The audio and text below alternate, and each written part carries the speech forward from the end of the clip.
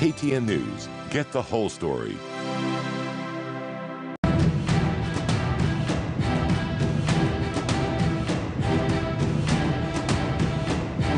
Trading Bell, brought to you by SBM Bank. When you take advantage of opportunities today, you will confidently step into a smarter tomorrow. SBM Bank, for a smarter tomorrow.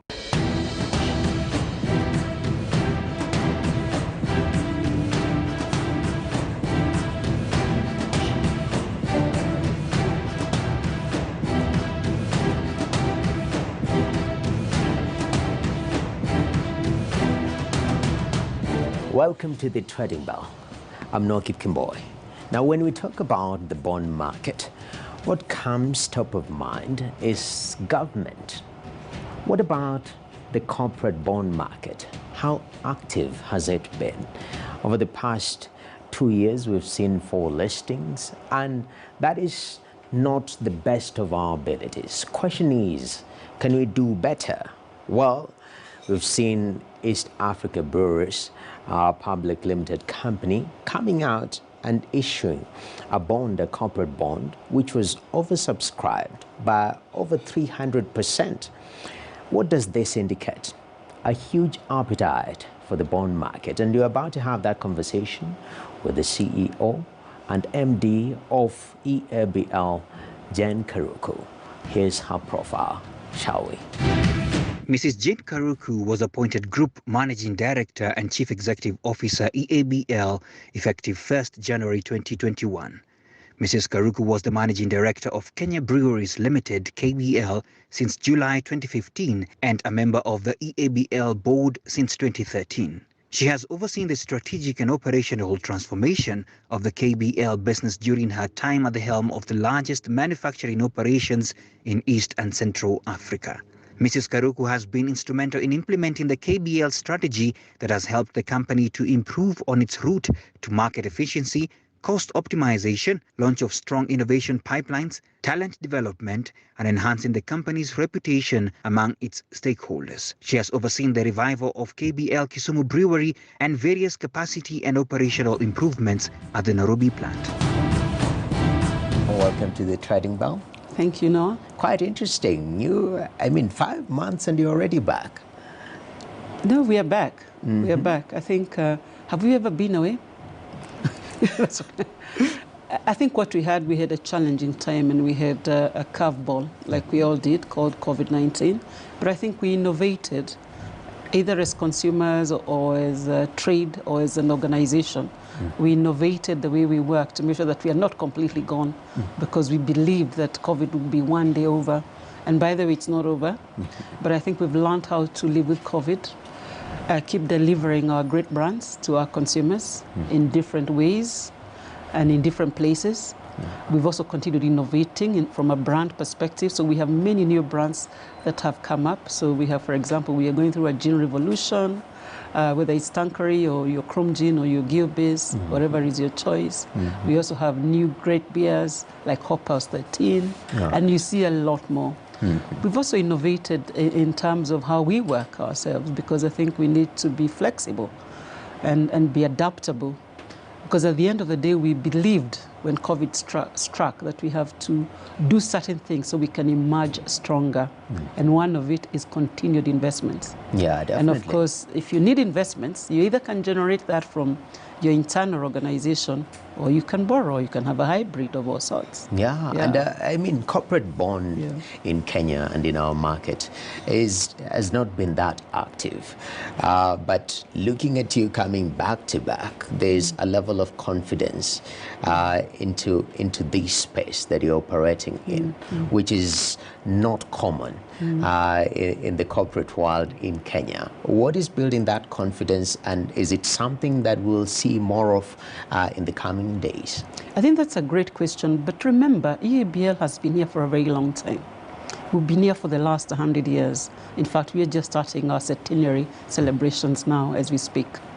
We've also been in the bond market at NSC severally. This is not the first time. So for us internally, it's something that we like to do. and we find it the right thing to do. I think the second thing is that there is available cash in this market. So whether it's an institution or whether it's an individual, if they have trust, in the company, for example, EABL, I think consumers and the general ecosystem trust us as an organization, so they are willing to give us the money. Individuals as well. We've seen individuals in this latest subscription coming through. In fact, they were the first ones off the block when we announced we were doing this about 4 weeks ago. So I think it's a meeting of minds, a great ecosystem where NSC is trying to get the vibrancy back into the country, where CMA is working on the requisite and right regulatory space for companies or individuals like us to play, and then the hunger for the cash for companies like us, because we have plans where we need more cash, which we can pay over time. Definitely. Or long-term borrowing. Yeah. And that is quite interesting, looking at this particular, uptake of this particular product, this particular node, where we have, is it 32% individual investors, the rest are institutional. And always there is that element of local versus foreign investment. And this push and talk about seeing more local investment, be it institutional or individuals. From your observation, is there a change in landscape from the previous note that you issued, that you already retired, compared to this one? Yeah, I think there is a small change. I will not call it a big change. There is a small change or incremental change. So we got 365 applications, a combination of individuals, international investors, and local investors or institutions. And I think 32% being retailers, that was quite good. I think we probably would not have minded getting even 50%. But I think there is some work to be done, not necessarily by companies like us, but by the regulators, for example, either NSC or CMA, to encourage Kenyans or local people to start investing in these opportunities, because they are great opportunities that are coming through the stock exchange or through these processes, including even the government bonds. But I think retailers are not yet there. We don't have enough. There's a lot of room there for individual retailers. Talking about these particular funds, you've spoken about the vision that you have as a company. I mean, 100 years is no easy feat. Very few companies in the country are 100 and above. This particular money that you're raising through this node, what is it for? What are the plans? So remember, I told you that during COVID, we've been thinking about how we emerge stronger, because we think that after COVID, if we have the right plans, when we are finally off COVID and we know how to live with it, there is so much to go for from an opportunity or a consumer opportunity space. So some of that money we are going to use for CapEx. During COVID, we've been investing in production capacity in Dar es Salaam, Kampala, and Nairobi. We've also been investing in green energy because we want to make sure that we are a sustainable company and organization for the next 100 years, particularly around the climate. This week is Climate Week globally.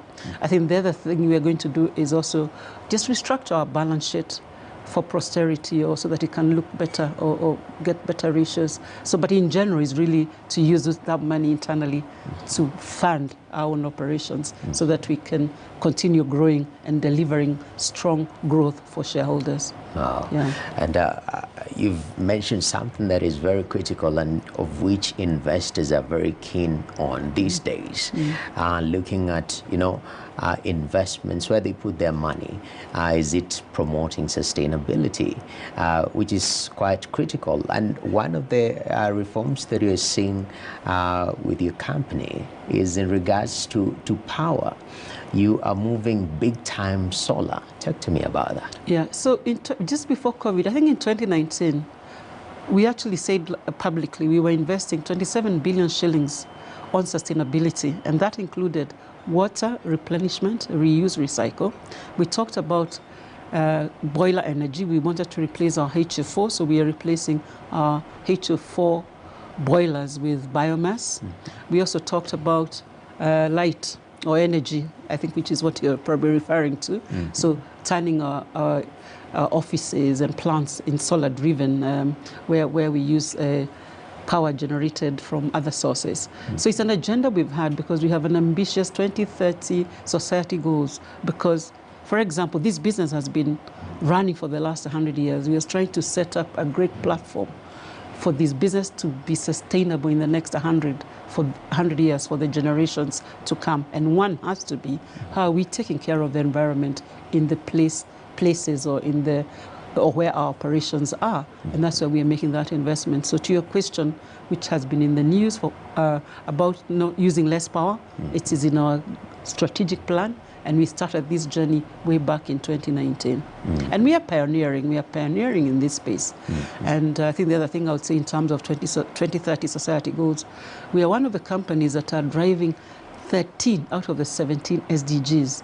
So we are quite serious about climate action as an organization. Definitely. Yeah. You've mentioned COVID-19 was a curveball. Yes. And for a moment, I want us to examine this curveball because, in curveballs, there are lessons in terms of trajectory, how they come, how you can evade them. Yeah. During this pandemic period, in the manufacturing industry, in the beverage industry, to be specific, it was really hit. Explain to me how you are impacted as a company, and also, give me the dynamics within the different markets that you're in. Was there a difference between the Kenyan market and the Ugandan market and the Tanzanian market? Yeah, I think another great question. So we are in 3 countries, or 5 countries, but I want to talk about the major ones. We are in Tanzania, Uganda, and Kenya, of course. And of course, we we export into Rwanda and Burundi and Southern Sudan. So if I start south, so Tanzania really didn't treat COVID like the rest of the markets. So our business was as usual. It was BAU in Tanzania, and we continued growing in strength. And that business continues to be strong. Now, Uganda and Kenya and Rwanda had similar effects. I think, remember back in the day, we were all scared about COVID, so our industry was most hurt. Bars were shut. So at some point, we had to shut our manufacturing facilities and not just go home. But I think the more important thing is the lessons. I think the lessons were, we were quick on the block to just cut unnecessary or discretionary costs. So we survived. And I can tell you, Noah, we've never fired anybody during this process. And that's what we took up as the determination, or we are determined not to send anybody home. So we cut costs so we can survive. And then the more important thing that we did was to be innovative. Because we realized, even if you can't go to your favorite bar or a restaurant, you probably need to celebrate life somewhere. So we internally, we had started the agenda of how would we improve on our distribution should something like that happen. So we got very quickly into e-commerce. We know in Kenya and Uganda, everybody has a border number. Yes. So what we did, we got outlets and distributors which can deliver or can avail stocks to a border guy.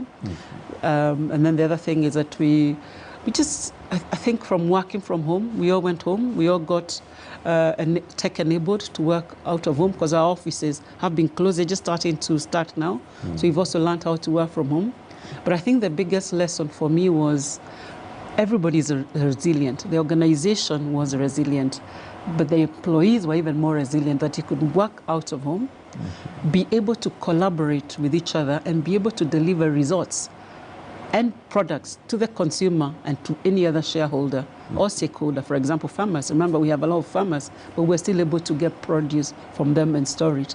And now we are using it. So I think it's resilience. Yes. Change, be adaptable, keep talking, and then protect each other's health. So we had a lot of communication within us in terms of how we keep each other sane during this process, whether it's saying, trying to, quote unquote, be safe from COVID, because that was really hard, but also other things that are starting to affect people in general, the population, mental health, because you're alone. So we had a lot of conversations between us and from experts on how we could protect ourselves or keep ourselves healthy.